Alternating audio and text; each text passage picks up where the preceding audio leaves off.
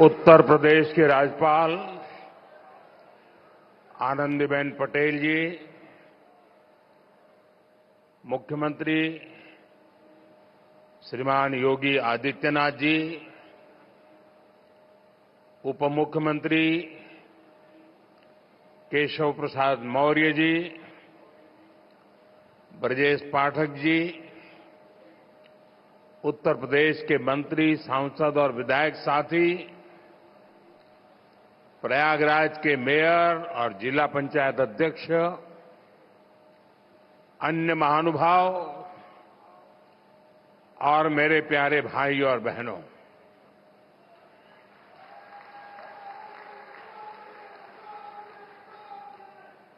प्रयागराज में संगम की इस पावन भूमि को मैं श्रद्धापूर्वक प्रणाम करता हूं।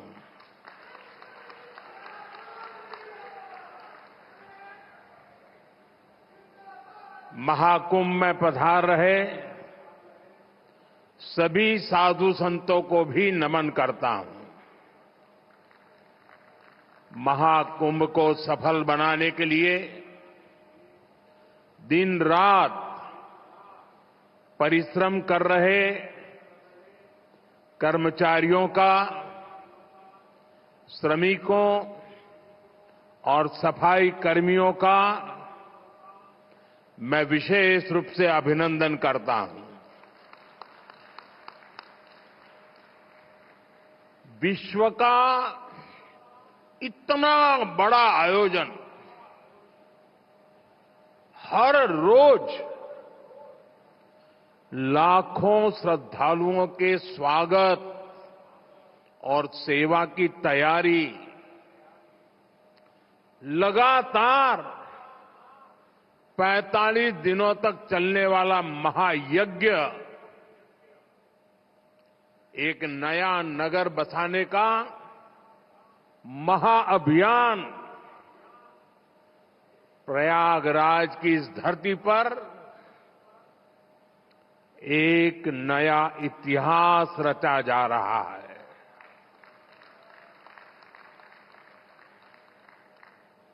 अगले साल महाकुंभ का आयोजन देश की सांस्कृतिक आध्यात्मिक पहचान को नए शिखर पर स्थापित करेगा। और मैं तो बड़े विश्वास के साथ कहता हूं, बड़ी श्रद्धा के साथ कहता हूं, अगर मुझे इस महाकुंभ का वर्णन एक वाक्य में करना हो तो मैं कहूंगा, ये एकता का ऐसा महायज्ञ होगा जिसकी चर्चा पूरी दुनिया में होगी।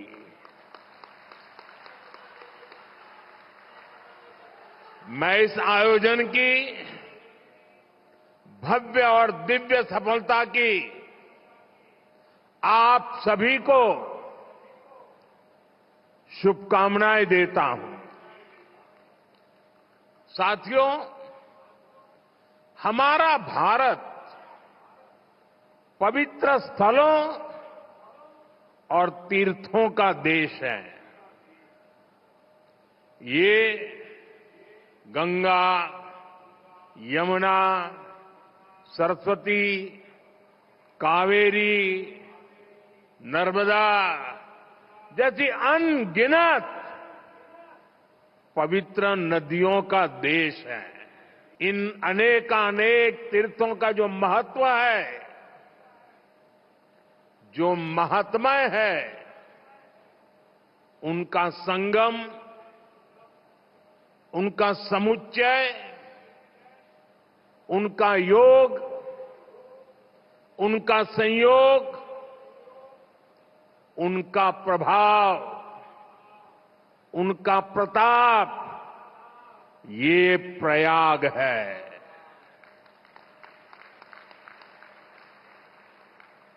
ये केवल तीन पवित्र नदियों का ही संगम नहीं है। प्रयाग के बारे में कहा गया है, माघ मकरगत रवि जब होई, तीरथ पति ही आव सब कोई। अर्थात जब सूर्य मकर में प्रवेश करते हैं, सभी दैवीय शक्तियां, सभी तीर्थ, सभी ऋषि, महर्षि, मनीषी प्रयाग में आ जाते हैं। ये वो स्थान है जिसके प्रभाव के बिना पुराण पूरे नहीं होते। प्रयागराज वो स्थान है जिसकी प्रशंसा वेद की ऋचाओं ने की है। भाइयों बहनों, प्रयाग वो है जहां पग पग पर पवित्र स्थान है, जहां पग पग पर पुण्य क्षेत्र है। त्रिवेणीम माधवम सोमम भरद्वाजम च वासुकिम वंदे अक्षयवटम शेषम प्रयागम तीर्थनायकम।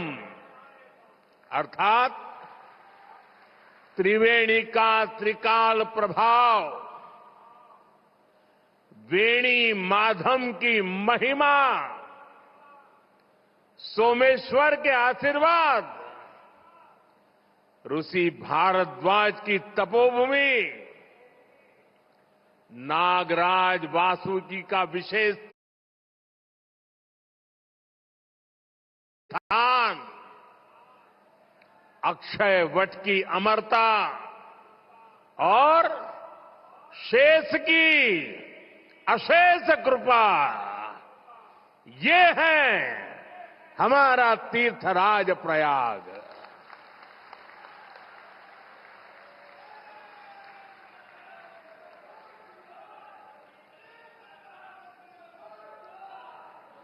तीर्थराज प्रयाग यानी चारी पदारथ भरा भंडारू,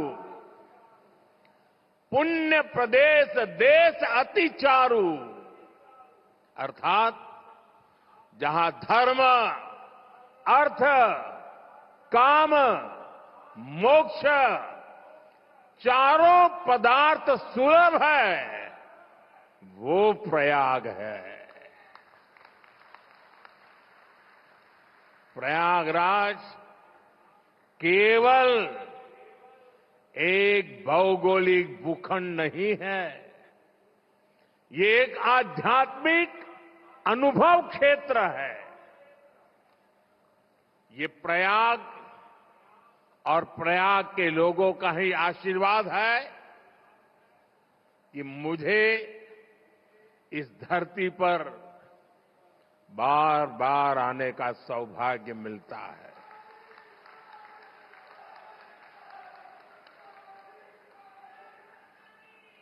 पिछले कुंभ में भी मुझे संगम में स्नान करने का सौभाग्य मिला था और आज इस कुंभ के आरंभ से पहले मैं एक बार फिर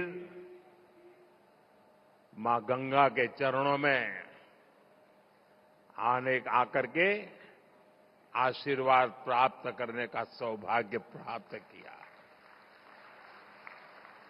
आज मैंने संगम घाट के लेटे हुए हनुमान जी के दर्शन किए, अक्षय वट वृक्ष का आशीर्वाद भी प्राप्त किया। इन दोनों स्थलों पर श्रद्धालुओं की सहूलियत के लिए हनुमान कॉरिडोर और अक्षय वट कॉरिडोर का निर्माण हो रहा है। मैंने सरस्वती कूप रीडेवलपमेंट प्रोजेक्ट की भी जानकारी ली। आज यहां हजारों करोड़ रुपए के प्रोजेक्ट का लोकार्पण हुआ है। मैं इसके लिए आप सबको बधाई देता हूं।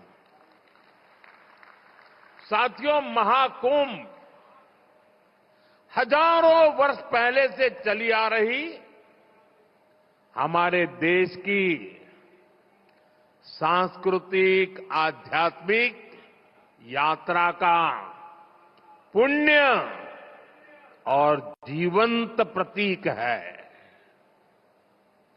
एक ऐसा आयोजन जहां हर बार धर्म, ज्ञान, भक्ति और कला का दिव्य समागम होता है। हमारे यहां कहा गया है, दश तीर्थ सहस्त्राणि तीस्र कोट्यस्तथा अपराहा सम आगच्छन्ति माध्यातु प्रयागे भरतर्षभ। अर्थात संगम में स्नान से करोड़ों तीर्थ के बराबर पुण्य मिल जाता है। जो व्यक्ति प्रयाग में स्नान करता है वो हर पाप से मुक्त हो जाता है। राजा महाराजाओं का दौर हो,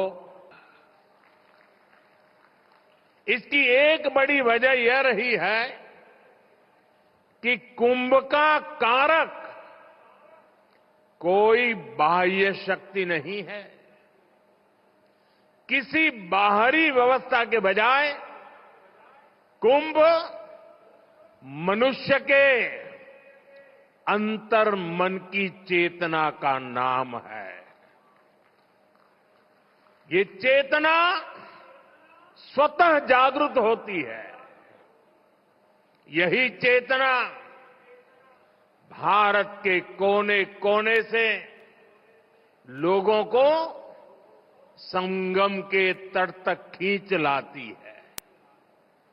गांव, कस्बों, शहरों से लोग प्रयागराज की ओर निकल पड़ते हैं। सामूहिकता की ऐसी शक्ति, ऐसा समागम शायद ही कहीं और देखने को मिले। यहां आकर संत, महंत, ऋषि, मुनि, ज्ञानी, विद्वान, सामान्य मानवी सब एक हो जाते हैं। सब एक साथ त्रिवेणी में डुबकी लगाते हैं। यहां जातियों का भेद खत्म हो जाता है, संप्रदायों का टकराव मिट जाता है। करोड़ों लोग एक विचार से जुड़ जाते हैं। इस बार भी महाकुंभ के दौरान यहां अलग अलग राज्यों से करोड़ों लोग जुटेंगे। उनकी भाषा अलग होगी, जातियां अलग होगी, मान्यताएं अलग होगी, लेकिन संगम नगरी में आकर वो सब एक हो जाएंगे। और इसलिए मैं फिर एक बार कहता हूं, ये महाकुंभ एकता का महायज्ञ है, जिसमें हर तरह के भेदभाव की आहुति दी जाती है। यहां संगम में डुबकी लगाने वाला हर भारतीय एक भारत श्रेष्ठ भारत की अद्भुत तस्वीर प्रस्तुत करता है। साथियों, महाकुंभ की परंपरा का कि इस दौरान देश को दिशा मिलती है। कुंभ के दौरान संतों के वाद में, संवाद में, शास्त्रार्थ में, शास्त्रार्थ के अंदर देश के सामने मौजूद अहम विषयों पर, देश के सामने मौजूद चुनौतियों पर व्यापक चर्चा होती है और फिर संत जन मिलकर राष्ट्र के विचारों को एक नई ऊर्जा देते थे, नई राह भी दिखाते थे। संत महात्माओं ने देश से जुड़े कई महत्वपूर्ण निर्णय कुंभ जैसे आयोजन स्थल पर ही लिए हैं। जब संचार के आधुनिक माध्यम नहीं थे, तब कुंभ जैसे आयोजनों ने बड़े सामाजिक परिवर्तनों का आधार तैयार किया था। कुंभ में संत और ज्ञानी लोग मिलकर समाज के सुख दुख की चर्चा करते थे, वर्तमान और भविष्य को लेकर चिंतन करते थे। आज भी कुंभ जैसे बड़े आयोजनों का महात्म्य वैसा ही है। ऐसे आयोजनों से देश के कोने कोने में समाज में सकारात्मक संदेश जाता है। राष्ट्र चिंतन की ये धारा निरंतर प्रवाहित होती है। इस आयोजन के नाम अलग अलग होते हैं, पड़ाव अलग अलग होते हैं, मार्ग अलग अलग होते हैं, लेकिन यात्री एक होते हैं, मकसद एक होता है। साथियों, कुंभ और धार्मिक यात्राओं का इतना महत्व होने के बावजूद पहले की सरकारों के समय इनके महात्म्य पर ध्यान नहीं दिया गया। श्रद्धालु ऐसे आयोजनों में कष्ट उठाते रहे, लेकिन तब की सरकारों को इससे कोई फर्क नहीं पड़ता था। इसकी वजह थी कि भारतीय संस्कृति से, भारत की आस्था से उनका लगाव नहीं था।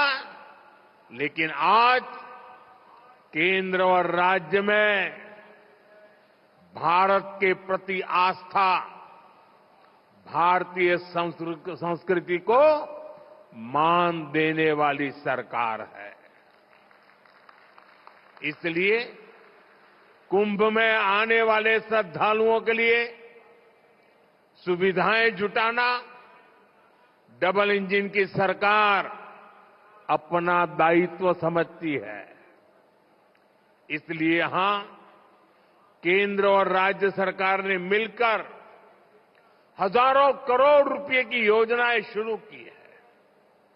सरकार के अलग अलग विभाग जिस तरह महाकुंभ की तैयारियों को पूरा करने में जुटे हैं, वह बहुत ही सराहनीय है। देश दुनिया के किसी कोने से कुंभ तक पहुंचने में कोई दिक्कत न हो, इसके लिए यहां की कनेक्टिविटी पर विशेष फोकस किया गया है। अयोध्या, वाराणसी, रायबरेली, लखनऊ से प्रयागराज शहर की कनेक्टिविटी को बेहतर किया गया है। मैं जिस whole of the government approach की बात करता हूं, उन महाप्रयासों का महाकुंभ भी इस थली में नजर आता है। साथियों, हमारी सरकार ने विकास के साथ साथ विरासत को भी समृद्ध बनाने पर फोकस किया है। आज देश के कई हिस्सों में अलग अलग टूरिस्ट सर्किट विकसित किए जा रहे हैं। Ramayana circuit, Shri Krishna circuit, Buddhist circuit, तीर्थंकर सर्किट, इनके माध्यम से हम देश के उन स्थानों को महत्व दे रहे हैं जिन पर पहले फोकस नहीं था। स्वदेश दर्शन योजना हो, प्रसाद योजना हो, इनके माध्यम से तीर्थ स्थलों पर सुविधाओं का विस्तार किया जा रहा है। अयोध्या के भव्य राम मंदिर ने पूरे शहर को कैसे भव्य बना दिया है, हम सब इसके साक्षी हैं। विश्वनाथ धाम, महाकाल, महालोक, इसकी चर्चा आज पूरे विश्व में है। यहां अक्षय वट कॉरिडोर, हनुमान मंदिर कॉरिडोर, भारद्वाज ऋषि आश्रम कॉरिडोर में भी इसी विजन का प्रतिबिंब है। श्रद्धालुओं के लिए सरस्वती कूप, पातालपुरी, नागवासुकी, द्वादश माधव मंदिर का कायाकल्प किया जा रहा है। साथियों, हमारा ये प्रयागराज निषाद राज की भी भूमि है। भगवान राम के मर्यादा पुरुषोत्तम बनने की यात्रा में एक महत्वपूर्ण पड़ाव श्रृंगवेरपुर का भी है। भगवान राम और केवट का प्रसंग आज भी हमें प्रेरित करता है।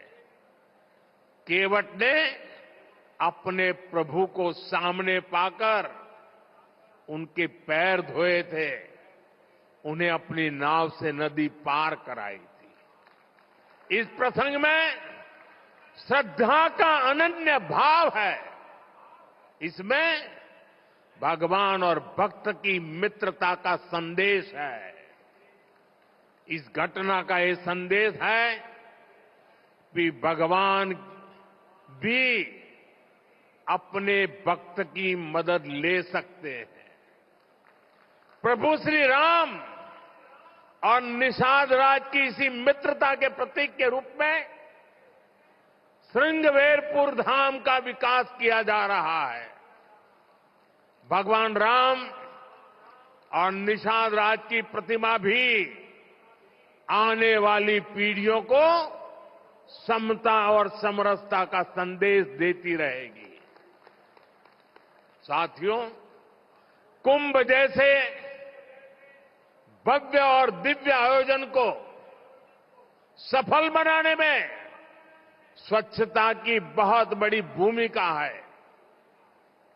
महाकुंभ की तैयारियों के लिए नमामि गंगे कार्यक्रम को तेजी से आगे बढ़ाया गया है। प्रयागराज शहर के सैनिटेशन और वेस्ट मैनेजमेंट पर फोकस किया गया है। लोगों को जागरूक करने के लिए गंगा दूत, गंगा प्रहरी और गंगा मित्रों की नियुक्ति की गई है। इस बार कुंभ में 15,000 से ज्यादा मेरे सफाई कर्मी भाई बहन कुंभ की स्वच्छता को संभालने वाले हैं। मैं आज कुंभ की तैयारी में जुटे अपने सफाई कर्मी भाई बहनों का अग्रिम आभार भी व्यक्त करूंगा।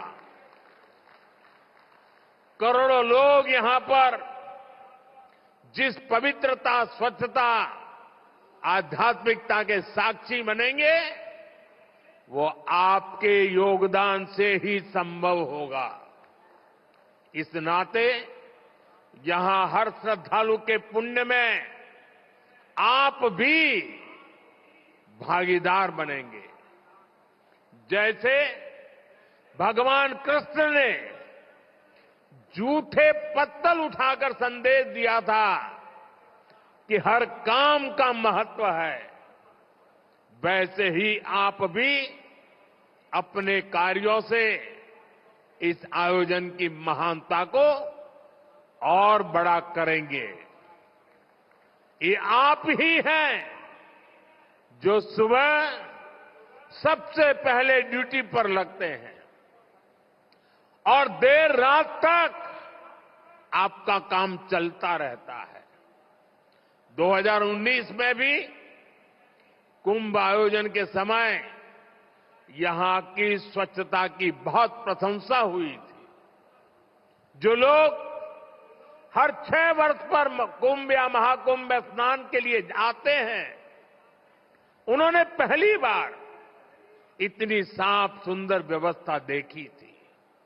इसलिए आपके पैर धुलकर मैंने अपनी कृतज्ञता दिखाई थी। हमारे स्वच्छता कर्मियों के पैर धोने से मुझे जो संतोष मिला था, वो मेरे लिए जीवन भर का यादगार अनुभव बन गया है। साथियों, कुंभ से जुड़ा एक और पक्ष है कुंभ से आर्थिक गतिविधियों का विस्तार। हम सभी देख रहे हैं कैसे कुंभ से पहले इस क्षेत्र में आर्थिक गतिविधियों में तेजी आ रही है। लगभग 1.5 महीने तक संगम किनारे एक नया शहर बसा रहेगा, जहां हर रोज लाखों की संख्या में लोग आएंगे। पूरी व्यवस्था बनाए रखने के लिए प्रयागराज में बड़ी संख्या में लोगों की जरूरत पड़ेगी। 6,000 से ज्यादा हमारे नाविक साथी, हजारों दुकानदार साथी, पूजा पाठ और स्नान ध्यान कराने में मदद करने वाले सभी का काम बहुत बढ़ेगा। यानी यहां बड़ी संख्या में रोजगार के अवसर तैयार होंगे। सप्लाई चेन को बनाए रखने के लिए व्यापारियों को दूसरे शहरों से सामान मंगाने पड़ेंगे। प्रयागराज कुंभ का प्रभाव आसपास के जिलों पर भी पड़ेगा। देश के दूसरे राज्यों से आने वाले श्रद्धालु ट्रेन या विमान की सेवाएं लेंगे। इससे भी अर्थव्यवस्था में गति आएगी। यानी महाकुंभ से सामाजिक मजबूती तो मिलेगी ही, लोगों का आर्थिक सशक्तिकरण भी होगा। साथियों, महाकुंभ 2025 का आयोजन जिस दौर में हो रहा है, वो टेक्नोलॉजी के मामले में पिछले आयोजन से बहुत आगे है। आज पहले की तुलना में कई गुना ज्यादा लोगों के पास स्मार्टफोन है। 2013 में डेटा आज की तरह सस्ता नहीं था। आज मोबाइल फोन में यूजर फ्रेंडली एप्स हैं, जिसे कम जानकार व्यक्ति भी उपयोग में ला सकता है। थोड़ी देर पहले अभी मैंने कुंभ सहायक चैटबॉट को लॉन्च किया है। पहली बार कुंभ आयोजन में एआई, आर्टिफिशियल इंटेलिजेंस और चैटबॉट का प्रयोग होगा। एआई चैटबॉट 11 भारतीय भाषाओं में संवाद करने में सक्षम है। मेरा ये भी सुझाव है कि डेटा और टेक्नोलॉजी के इस संगम से ज्यादा लोगों को जोड़ा जाए। जैसे महाकुंभ से जुड़ी फोटोग्राफी कंपटीशन का आयोजन किया जा सकता है। महाकुंभ को इस पहल से युवाओं में कुंभ का आकर्षण बढ़ेगा। कुंभ में आने वाले ज्यादातर श्रद्धालु इसमें हिस्सा लेंगे। जब ये तस्वीरें सोशल मीडिया पर पहुंचेगी तो कितना बड़ा कैनवास तैयार होगा, इसकी कल्पना नहीं कर सकते। इसमें कितने रंग, कितनी भावनाएं मिलेगी, ये गिन पाना मुश्किल होगा। आप आध्यात्म और प्रकृति से जुड़ी किसी प्रतियोगिता का आयोजन भी कर सकते हैं। साथियों, आज देश एक साथ विकसित भारत के संकल्प की तरफ तेजी से बढ़ रहा है। मुझे विश्वास है हमारे इस संकल्प को और मजबूत बनाएगी। महाकुंभ स्नान ऐतिहासिक हो, अविस्मरणीय हो, मां गंगा, मां यमुना और मां सरस्वती की त्रिवेणी से मानवता का कल्याण हो, हम सबकी यही कामना है।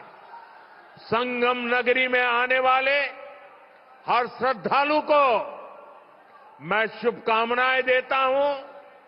आप सबका भी मैं हृदय से बहुत बहुत धन्यवाद करता हूं। मेरे साथ बोलिए, भारत माता की, माता की, भारत माता की, गंगा माता की, गंगा माता की, गंगा माता की। बहुत बहुत धन्यवाद।